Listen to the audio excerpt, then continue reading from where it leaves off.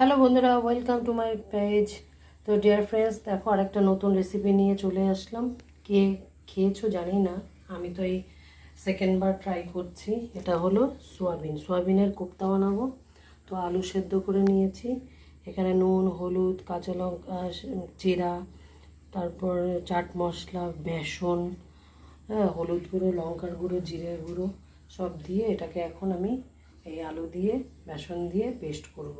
তো এখন আকারে ছোট ছোট কোপ্তার মতো আকার করব।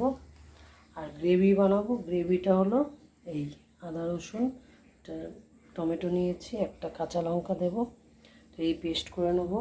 আর ফ্রাই প্যানে তেল দিয়েছি, এটাকে ভাজবো। তো দেখতে থাকো, স্কিপ না করে। কেমন লাগছে কমেন্ট করে অবশ্যই জানাবে।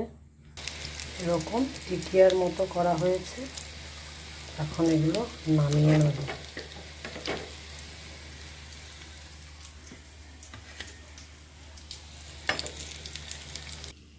হয়ে গেছে আমার পুরো কোপ্তা টাইপ।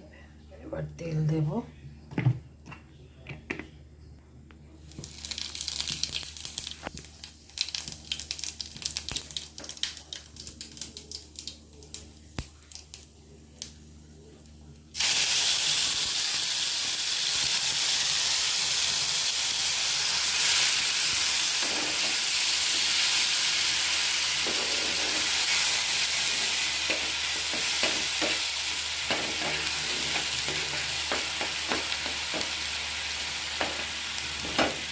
সামান্য একটু নুন দেব।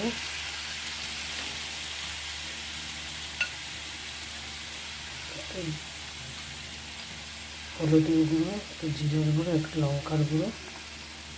এটাকে ভালো করে কষাবো। কষানো হয়ে গেছে, একটু জল দিয়ে দিয়েছি। তা ফুটলে তারপরে এগুলো ছেড়ে দেবো।